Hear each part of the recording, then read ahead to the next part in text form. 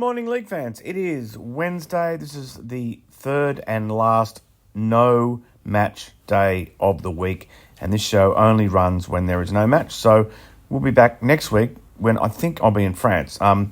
And speaking of France, the news about the Test match on Saturday week has been really interesting, with our colleague John Davidson revealing in the Eye that the England players are only going to be paid £250 per match, and of course that compares very badly with even what they were paid last year, let alone what players in other sports are paid. Jason Costigan's news has been leading on the fact that the RFL or Rugby League Commercial haven't responded. They have now responded, and the response is that this was a bargaining position. It was thrown up, suggested, and it's certainly not a final figure, and also that the players will receive per diems when they're in camp, which will be for the second half of next week. So there you go. There's some movement on that story, which was easily the biggest story yesterday. Another thing I can kind of foreshadow for you a little bit, which maybe you've heard tossed around in various places, is that from next year, the team that wins the championship is likely to take on the Elite One winners in France on an annual basis.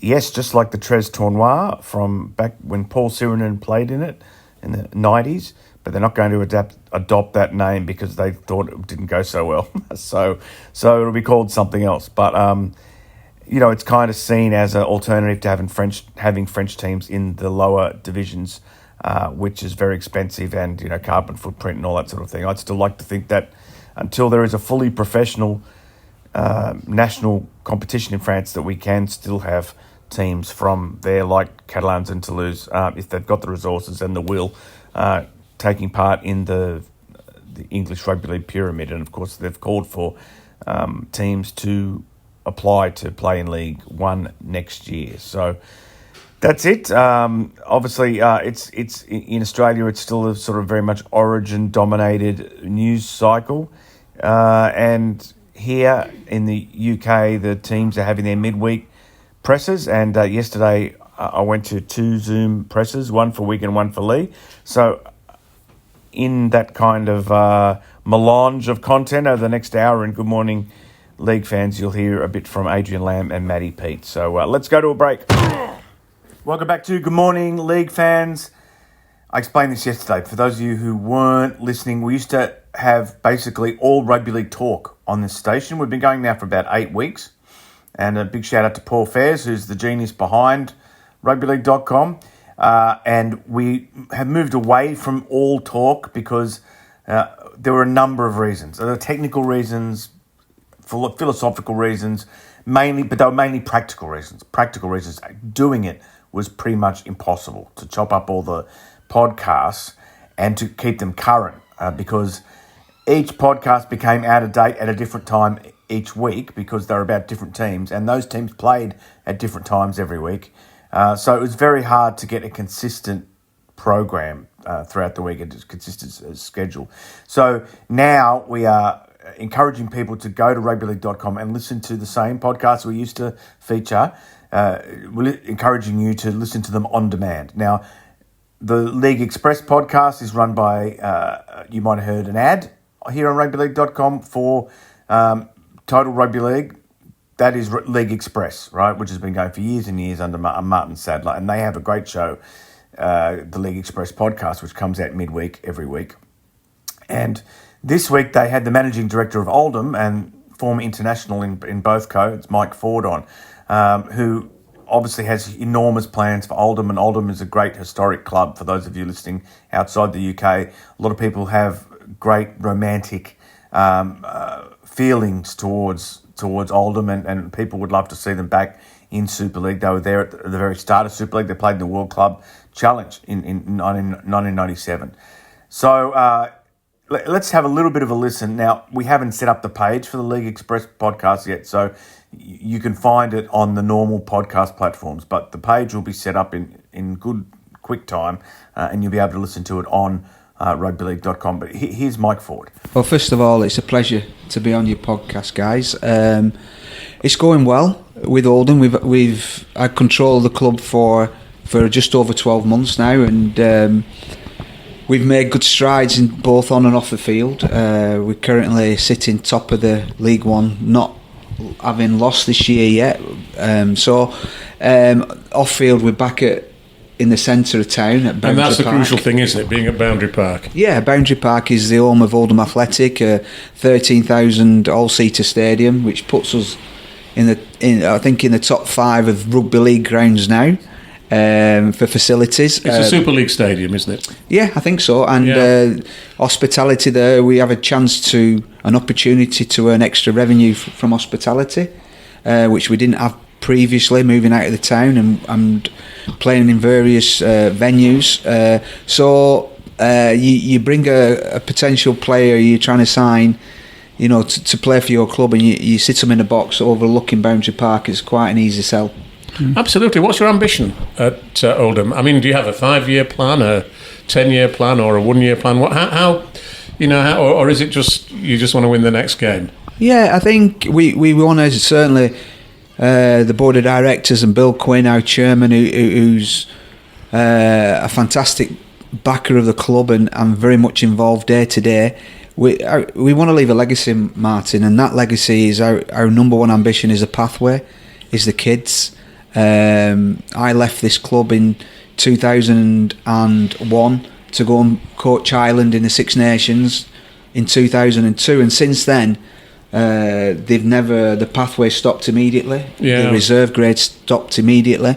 So for 23, 24 years there's been no pathway for kids in Oldham, and we can sit here now and name world-class players in both codes that have come from Oldham. Well, Jake, you were just coming this morning to this podcast, and I think you walked past one, didn't you? Yeah, I was walking, and I was actually overtaken, I must say, by the great Kevin Sinfield and his wife. They were sort of coming up from behind, getting through the wet weather, and I caught a glimpse of him just side on, and I thought, that's bloody Kevin Sinfield. So I should have yelled out to him, said, hey, come on the podcast with us. Great to see he's out walking the streets and not being bothered by too many fans. And he's just one of many, isn't he? Yeah, so Kevin just lives up the road. But number one's our pathway, Martin. My ambition is to, and I got a glimpse the other day. We trained at St Anne's. We're taking the club around the amateur community set up and training against St Anne's, Saddleworth, Higginshaw, and Waterhead. And at St Anne's the other day, one of our players, Kieran Tyra, who scored 13 tries in 3 or 4 games recently. A bunch of kids were chasing him for an autograph, shouting Kieran. Now, that's marvellous, isn't it? Oldham Rugby have not had the kids have had no heroes for the last 20 years. So the number one is a pathway, definitely. Number 2 is our facilities. A training facility called Melrose, where when we move on, we're just custodians of this club. When we move on, the Oldham Rugby have actually got a base. Melbourne import Aaron Penne has touched down in England, but league coach Adrian Lamb is unsure if he's going to play against Leeds on Friday night. Here's Lamb talking about Penne and answering some questions about when he might make his debut. Yeah, we'll name him in the squad. He trained today, but I'm always weary of players travelling that long haul across into the UK, and jet lag sets in and things like that. It is a short turnaround into Leeds, and I will give Aaron every opportunity, but I'm just going to monitor him this week and see how he goes. If he's not quite up to it with anything that he needs to tick off, especially the load and the meters, per minute stuff, the high intensity stuff, and the distance covered, it may be not until we play Wigan. So we'll make a decision on that probably right up until game day. Yeah, no, he's had his first session with the squad today. He trained here on Saturday, and was also here when we arrived back on the bus from Caplan on Sunday to greet all of the players. It's a long trip. That one, I don't know how Caplan do it every other week. Took us, I think, 9 hours to get home from when we left there till we got here. So it was a long day for us. But Aaron was here when we got off the bus, which was a nice touch, and got to meet all the players and train with the group today. So it'll take a couple of weeks to settle in. All the international players do. So it's going to make sure that he settles in quicker than what a normal player would have done at the start of the season. Well, he's a big body for starters. I think he's 6'3" or 6'4". He's explosive, which is my type of sort of player, and he's also he can be aggressive defensively. So I guess he's been in a system there at Melbourne, which is probably one of the best in the world in the sense of how they develop their players. So, I'm hoping that he's got all that up to speed, and we'll work all of that out. And if it's not quite there, my job is just to make sure that I bring him onto a player that he needs to be in as quick as we can. So I'm pretty excited to see him in the team. We've sort of in the time here, we probably haven't had a really gun bench or a bench that can be real like a game breaker. We've had players at times that have come off and done a job, but it's probably an area where we haven't been the strongest on in competing. So he'll probably come off the bench to start with, and if we can find his feet there, I think the fans will love him. On the first ever episode of Good Morning League Fans last week, we told you about Joe Gardner, the filmmaker who was embedded with Wigan this year. And he's picked a great year, of course, to do it, because at the moment they hold all 4 available trophies. The Super League Trophy, the League Leaders Shield, the World Club Challenge, and the Challenge Cup. So yesterday I went to the Wigan virtual press conference. It was a real press conference. It wasn't virtually a press conference, but it was just on Zoom. And I asked Coach Matty Pete about the project. Yeah, we love it. Joe and his team. I don't know exactly what the end result is going to be, but I know that they've been with us through thick and thin this year, right from our pre-season camp in Portugal, through the World Club Challenge preparation. They're in on a lot of training days, most of our game days, behind the scenes. So I know they've picked up an unbelievable amount of content, and whatever they decide to do with, I think that, is going to be, there's going to be a lot to choose from. And I think, Wigan fans, rugby league fans, sport fans might want to see some of it. That's not for me to judge. But as far as the way they go about the business, I think they're ultra professional. The lads accept it. I think everyone knows we're pretty open when it comes to the media, and it's just another stage in us trying to give some insight. And you've seen Sam's documentary. I think if it's anything like that, it'll be good to watch. Are there any boundaries set, and are you and players mic'd up in games? Yeah, mic'd up, players mic'd up, staff mic'd up. No boundaries. No, I think that'll be all gonna. There's what there is trust between us and Joe and his team, and the club will have some saying what goes out at the end, I'm sure. But we've had a few interesting moments along the way. But I think it's built on trust, like any of these projects.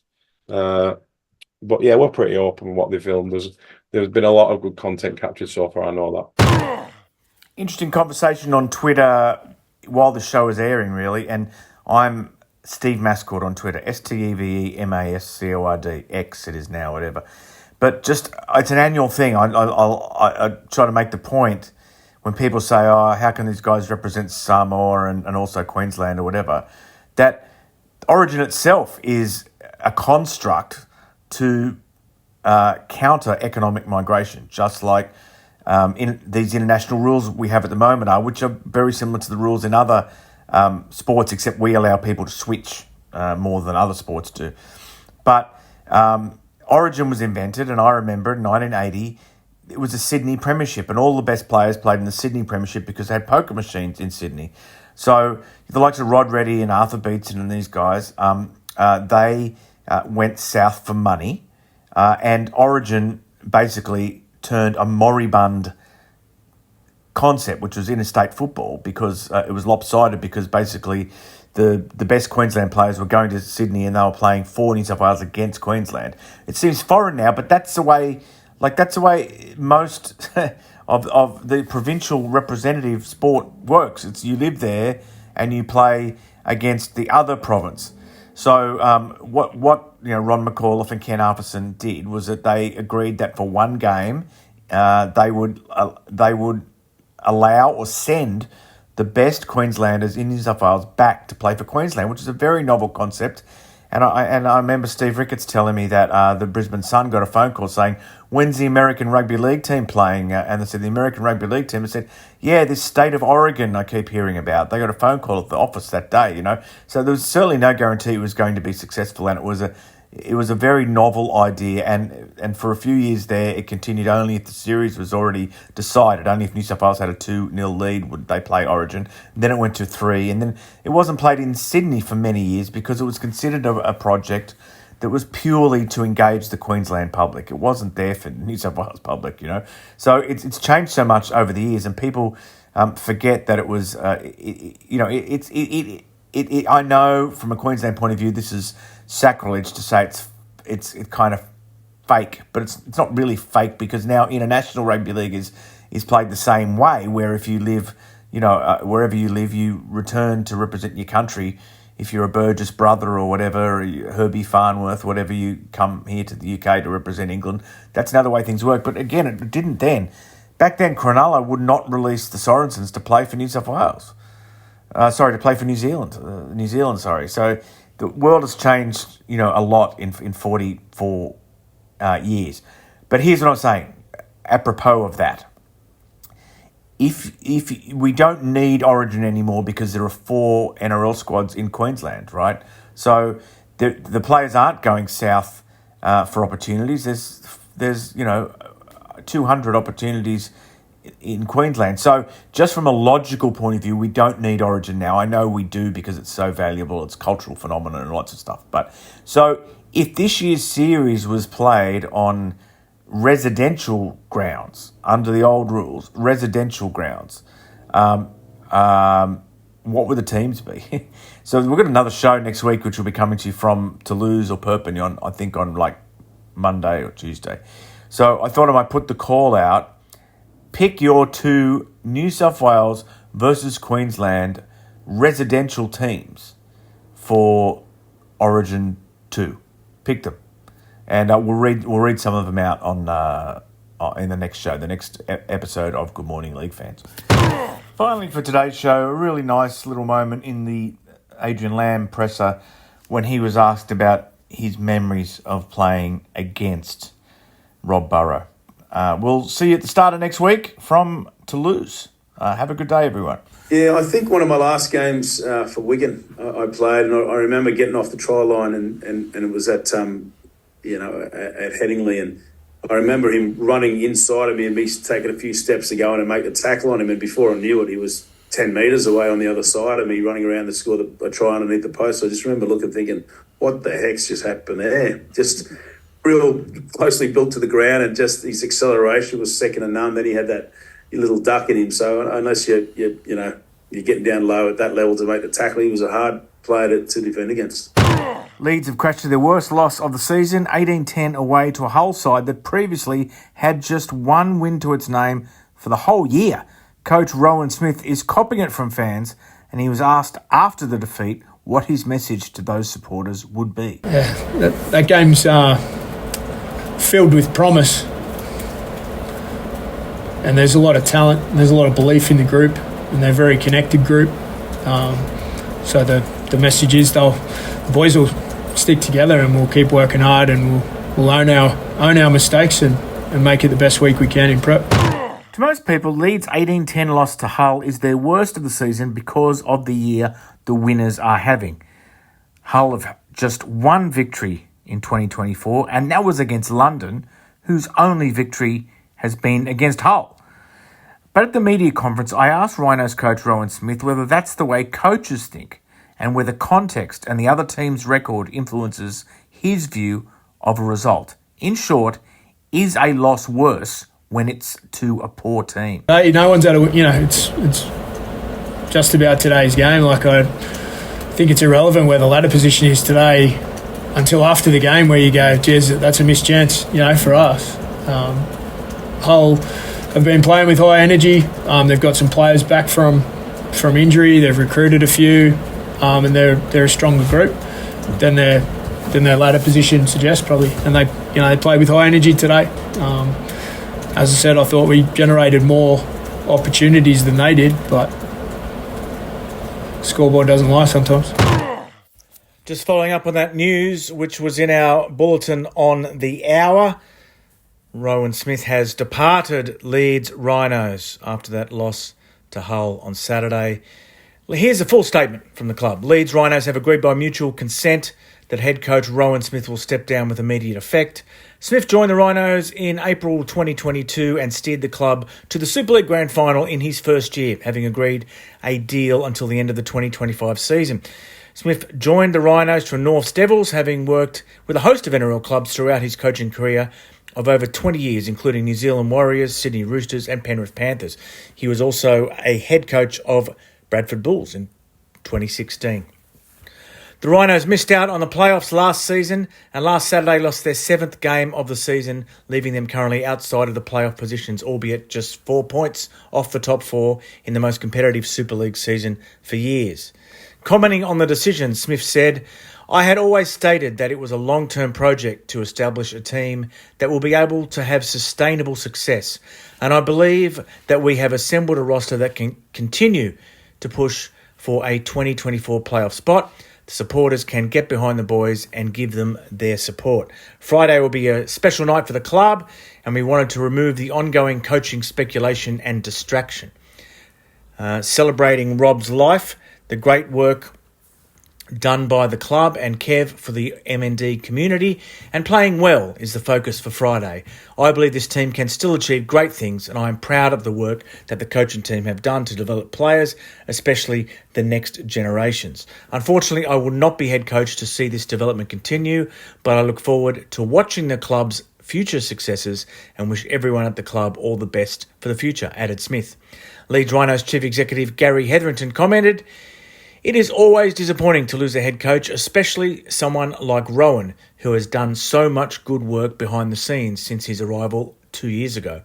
At that point, we were sat near the foot of the table, but he invigorated us to reach the grand final with an incredible run of form. However, it is fair to say that Rhinos' results and performances this season have not met all our expectations to get us back to where we want to be. The board has a long-term strategy for where we want the club to be in the future, which started with the appointment of Ian Blease as our first sporting director.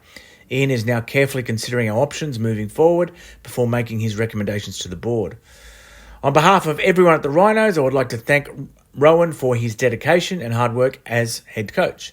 It is rare to meet a coach who is so passionate about rugby league at all levels as Rohan, and personally, having brought Rohan and his young family over to England, it is sad that his time at the club has not brought the success I know he so much desired and we both believed possible at the outset," added Hetherington.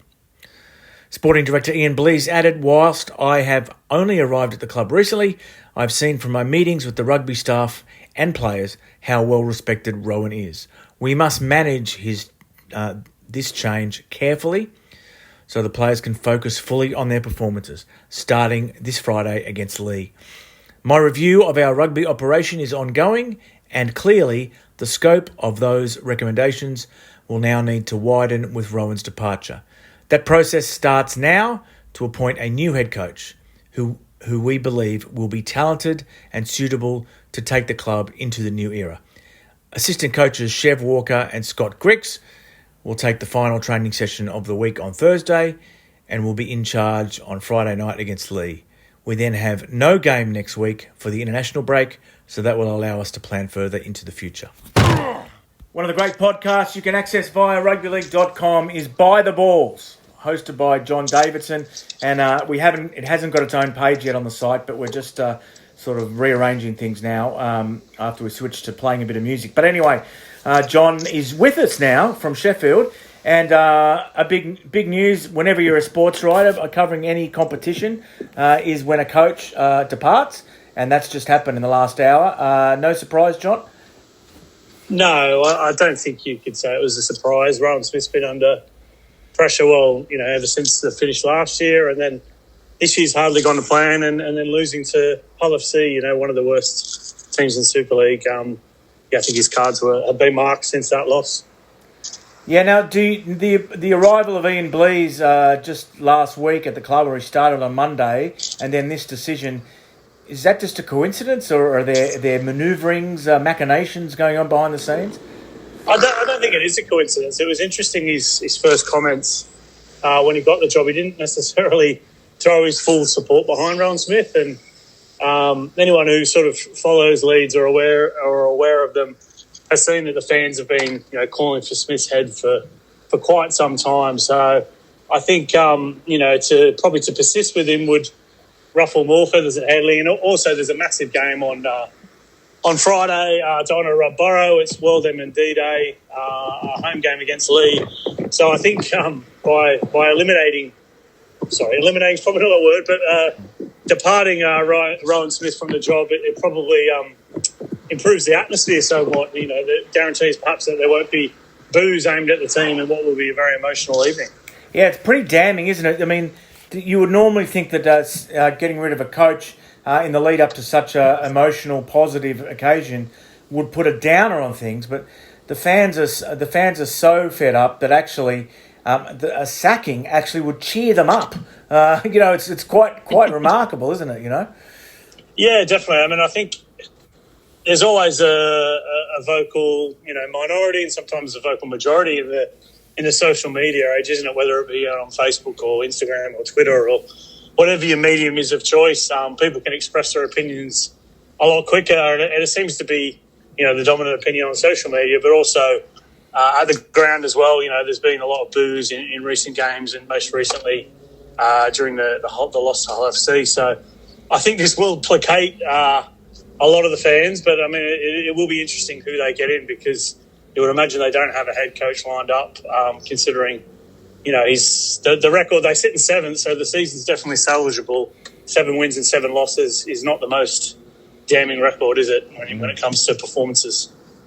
Yeah, so I mean, no one seems to be able to have any success at Leeds. So where did it go wrong for Rohan? He just wasn't able to. He was able to turn things around in a short frame when he arrived, but he wasn't able to have a positive influence over the medium term. Is that just it? Yeah, I mean, I think you could probably fill 24 hours of your station on the reasons, but obviously he came in midway through 22 when the team was struggling very badly, managed to somehow get them to the grand final, which was an amazing achievement, but they were very poor last year, finished 8th. There was a number of players, sort of messy departures. Cruz Leeming, the captain, he left. Blake Austin, they lost Sam Walters at the end of the year. There was a real clean out of the roster at the end of the year, and the club spent a lot of money on bringing in Brodie Croft and Andy Ackers and, a couple of players from the NRL, so there were really no excuses this year, but the performances just haven't been up to scratch. It's a very passive defence. They don't seem to, their forward pack gets beaten every week. I think personally the recruitment's been quite poor, and the players just aren't firing for whatever reason. As I said, the defence is ridiculously passive. Their attack's not working, and they just they haven't been able to beat any of the top teams while they've eked out wins against some of the clubs around them or below them. The likes of London. They've not been competitive against St Helens or Warrington. Is Paul Riley the favourite? I think he's the strong candidate. I mean, he was obviously basically signed, sealed and delivered at Hull FC and then changed his mind. He's long been seen as a target for Leeds. He's probably the best available. Well, when I say available, he's obviously contracted at Salford, but available English coach who's perhaps likely to jump ship. There's not really a dearth of local coaches out there, I would say, who would be a good fit at Leeds. Someone like a Danny Maguire would be a risk because he's not had a head coaching role before, and he knocked back the Castleford job early in the season.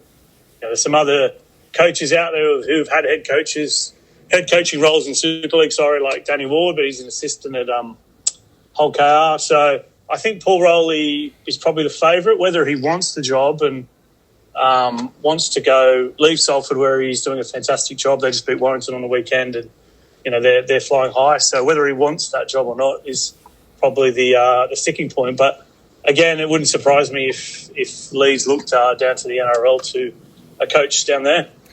Well, John, where can people find you? It's time for you to do a bit of spruiking. Where can people find you? They can find me on Patreon at rugbyleaguehub.com long reads alongside the sparkling coffee that you produce.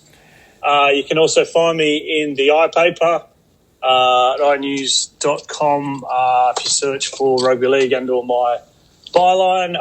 Also, sporadically featuring the likes of 4020 magazine, loverugbyleague.com, and League Express. And don't forget By the Balls, which was of course when we were playing podcasts 24/7. We featured your podcast a lot, and now in the future you will be able to listen to it on demand via the website. Thanks for joining us, John. A big news breaking day in rugby league, and as I said, I guess. It is sad definitely sad when a coach gets sacked. So obviously it upsets a whole family life, and it's a big wrench, and I'm sure it's a very emotional day for a lot of people. Some people, as you pointed out, their emotions will be very positive. But anyway, thanks, John. It's nice of you to give us some of your time. No problem at all. Another great podcast that you can access via rugbyleague.com is, of course, 4020. Every Monday night that they go live. And also they just happen to be, and Phil Caplan, who's about to join us, has been involved in the Leeds club for decades. And he's sort of been the voice of reason a little bit in recent times when fans have been screaming for Rohan Smith's head. But alas, Rohan will not be there on Friday night, Phil. How are you feeling? A little bit deflated, to be honest, because I think, like you, we know him more as a person rather than a coach, and he's a good guy. He's not a self-publicist. He's not one of these people that courts publicity, and that may be part of the reason for his downfall. But he's genuinely caring. He's a family man, and he's done quite a lot behind the scenes that he wouldn't take credit for. So I can understand why, in a results-based industry, you look at the performance at Hull and where we are in the season, and obviously a chance to rectify it and still make 2024 a little bit more special for the fans. I get all of that, but there is still a hint of sadness that it hasn't worked out for him. It's interesting. On Saturday we were both at Hull, and it was kind of, there was a kind of undertone of Machiavellian movements in a way. I mean, Tony Smith was there, invited to by Sky to be part of the commentary team, and he theorised that his cards were marked because of Richie Myler and Andrew Thurkill. It's hard to go through it for people listening and they don't understand who those people are and what it means. But basically, there's a chance for Hull to get new investment, and that was tied to the partner of the new football manager's dad, and that therefore Tony was.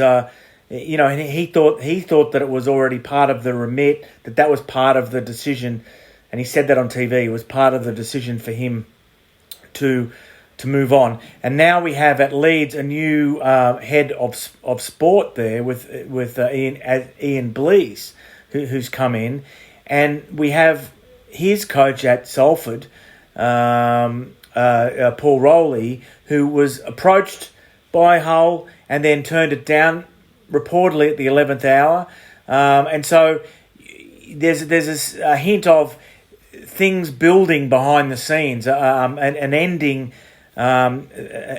already there, and the story just has to be written to get us there. What do you think of all that? What do you think about the recent changes at Leeds, and how much might be, or how much of the future might already be written as far as a coaching job is concerned?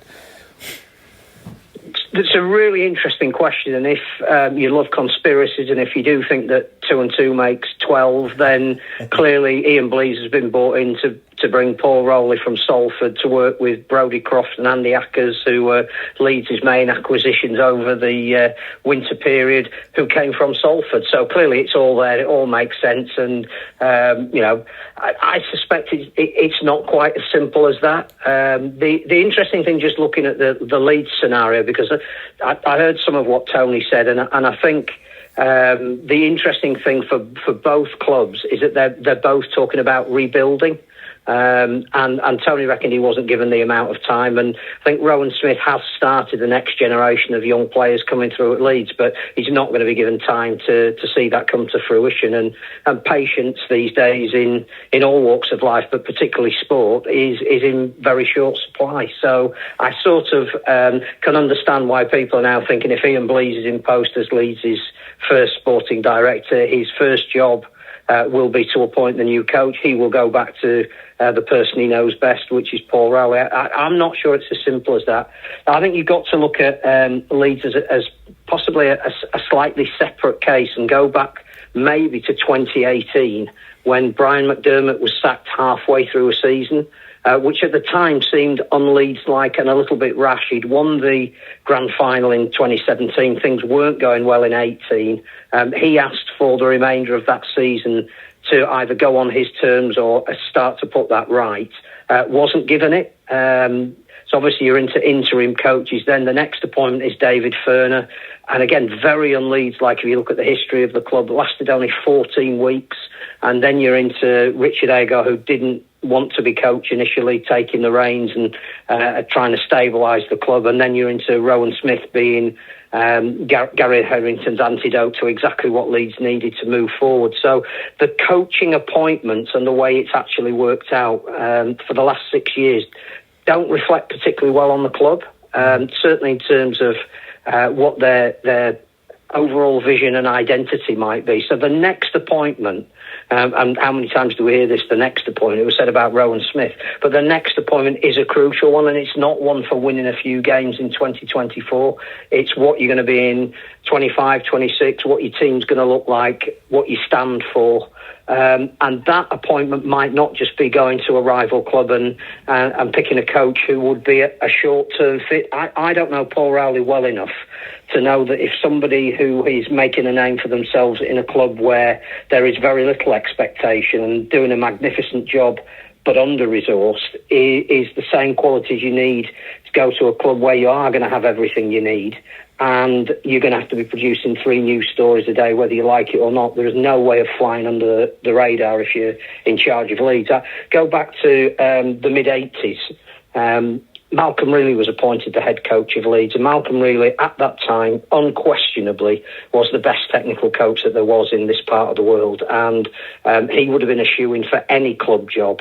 And he was there for 18 months, and it wasn't that he couldn't do the job. All he wanted to do was coach. And what got him in the end and ground him down was the fact that at 7 o'clock every morning, the local newspaper was ringing him saying, "What's your story for today?" And he's going, I haven't got a story. No, you have to have a story. This is Leeds. There's a back page lead waiting for a story on Leeds. And what's more, I'll be ringing you again at 2 o'clock in the afternoon and I'll need another one. And it's that kind of pressure. It's the surroundings. It's the fact that your training facility is probably as good as any that there is over in this part of the world. There is no excuse culture for being successful, and that's a pressure in itself. And I've seen it over a number of years there that, if Leeds win 30-0, there's a section of the crowd that says they should have won 40-0. And it's the manner in which they're supposed to play, this entertainment principle. So it takes a certain personality to deal with all of that, and it's not just about their coaching ability. So you've got to be a little bit impervious to criticism, but you've got to play the PR game as well. And the Smith family, be it Tony or Brian or even Rowan, they don't do that.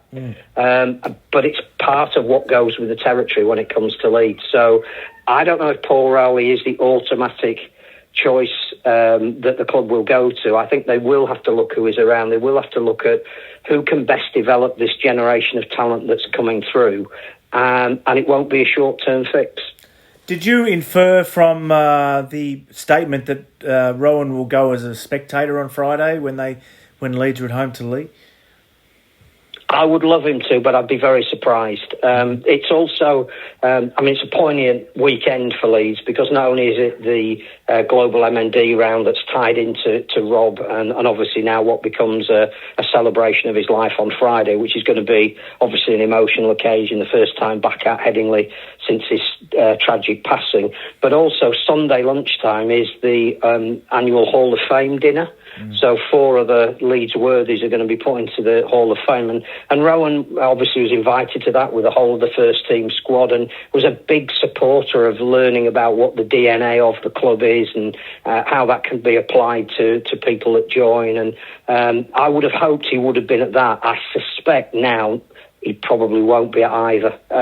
What he won't want to do, and his statement is quite clear, and I know that there's been a groundswell of voices that have wanted him out for quite a while, but if you actually read the statement that Leeds have put out, he's saying that now is the time he wanted to stand down because he didn't want to deflect in any way from what is happening on Friday at the club. I think if he was pictured on the big screen or he was bumping into people in the North Stand, that he would be doing exactly what he said he doesn't want to do. So no, I can't see him being there, but I would hope he might be there on Sunday at a lunch. What do you think happened, like, behind closed doors? Obviously, he said it was a long-term plan, which is what his uncle said in the same statement, the parallel statement earlier this year. Long-term plan. Unfortunately, I won't be there. Do you think the decision? Obviously, the decision was made for him because he wanted to stay. But do you think he had an input into the timing of the announcement? I think what falls into place is next week is a blank weekend for the internationals. So as a club, they will be looking at buying themselves as much time as they can to make this appointment. It may well be that it will be an interim appointment to the end of the season, a bit like Hull have done with John Cartwright, and get the person that they want, who will be, you would imagine, under contract at the moment, or possibly living on the other side of the world, and rather than rush them over, make some arrangements to start that with pre-season training next year.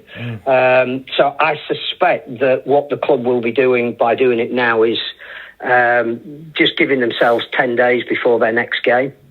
And that probably is why it's been done. I think had Rowan won at Hull on Saturday, even if it hadn't been a convincing win, that would have bought him this week. I think that's how perilous it was becoming, that once a section of the crowd, and it is a minority section, but it's a very vociferous one, you've lost them, then as a club you look at how does that relate to the economics. Will that stop people turning up? We don't need the focus of the major broadcaster running stories every day about the team. We need to take the pressure off. The pressure was at such a point after that defeat at Hull that I think the Leeds board would have decided that they needed to act. But I suspect they're just buying themselves time with it being an international round next weekend and Leeds not playing. It's nice of you to give us some of your time, Phil. Where can people find you? Scratching Shed, 4020 Live. Where can people find you? Yeah, well, should they wish to, and obviously I wouldn't advise them to. Yeah, we're about. We've got our monthly magazine, 4020, the new edition, and just out. It's a tribute edition to Rob Burrow, as you would expect. We're on 4020 Live Mondays. I think we literally will be going back live again soon. We've been doing it on Zoom, but I think we're all going to meet in a studio in the not too distant future. So we'll be there. We're often at games. Just happy to talk to anybody anytime about anything on Twitter at Scratching Shed 2.